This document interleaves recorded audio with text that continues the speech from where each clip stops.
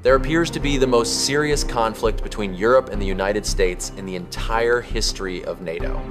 US President Donald Trump is dead serious about the idea of acquiring Greenland, a Danish island in the North Atlantic that is strategically vital for Western defense. He is determined to get it by any means necessary, he's open to buying it, but he's also constantly threatening a military takeover. A forceful option would, of course, mean war between NATO countries and the de facto destruction of an alliance that has existed for decades. Even though, just as we were preparing this episode, Trump claimed that he had supposedly received a pleasant proposal regarding an agreement on Greenland and the Arctic as a whole, leading him to temporarily hold off on the tariffs he had threatened to impose on European countries. We cannot rule out the possibility that he will change his mind 3 times before he even gets home. It has often been noted that Trump's opinion on any given issue depends heavily on the person he last discussed it with.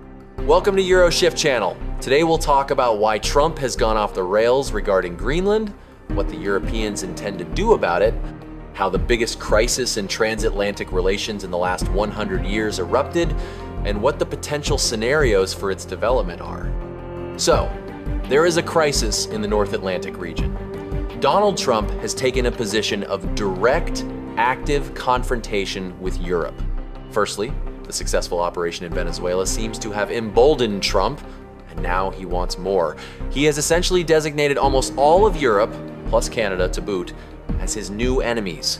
Secondly, Trump simply wants to be more respected.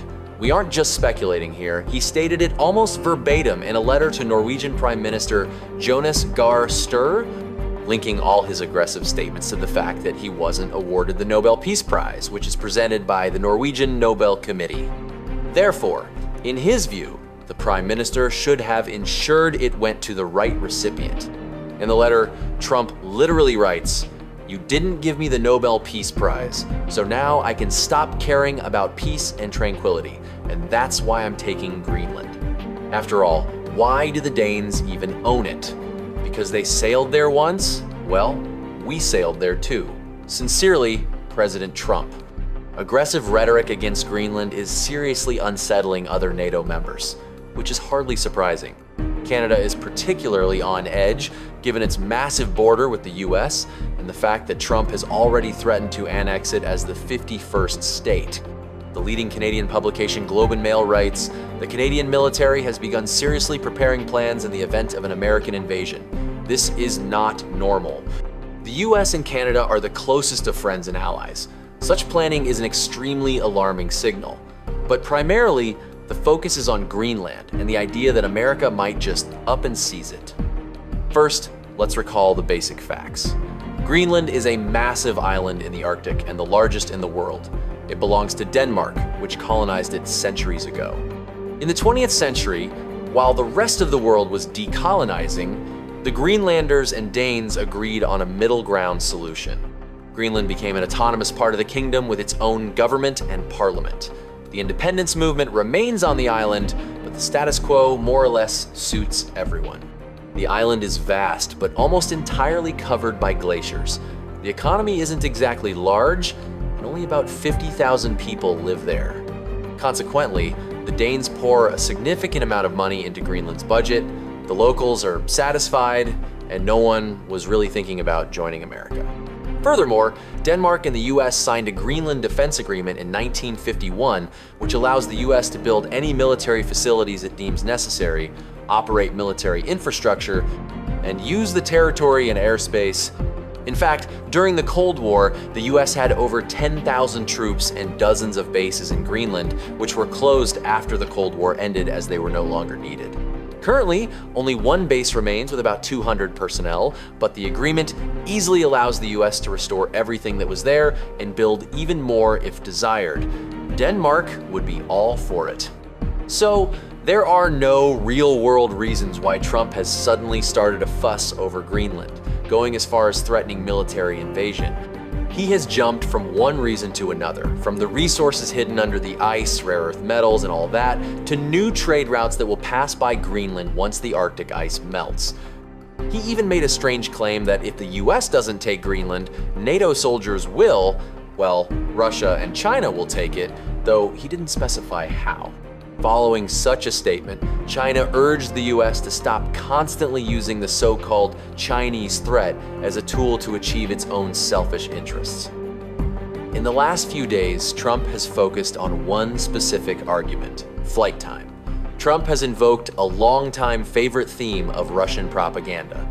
This refers to the time it takes for missiles to reach their target and, correspondingly, the window in which they can be detected in flight.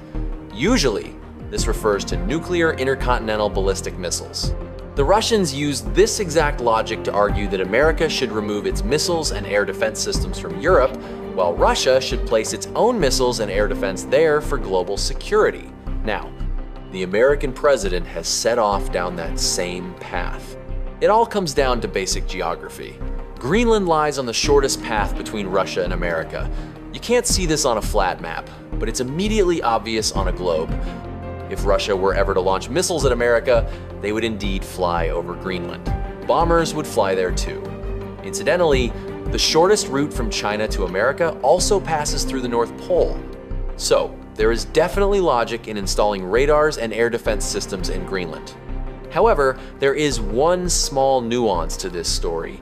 Everything is already there. It already exists. The US has its own military base in Greenland, Pitufik, where American soldiers sit in the freezing cold under a meter of snow for the exact purposes described above. Operating radars meant to intercept missiles and aircraft from Russia and China. Everything is fully operational. All sectors are covered. America can do whatever it wants in Greenland. National security is ensured. All of this was done with the full consent of both the Danish and Greenlandic governments. Pitufik has been standing guard for many decades, and during the Cold War, there were other US bases as well. So, if America wanted to bring more soldiers, radars, and planes there now, they would be allowed to. It would just take a phone call and perhaps signing a piece of paper. That is the whole point of military alliances. Both Denmark and the US have always had excellent military relations. But then came Trump. There is no real reason for America to seize Greenland, just as there is no reason to seize Canada. Canada and Denmark are the closest allies of the US, the alliances are strong, and their economies are large and successful.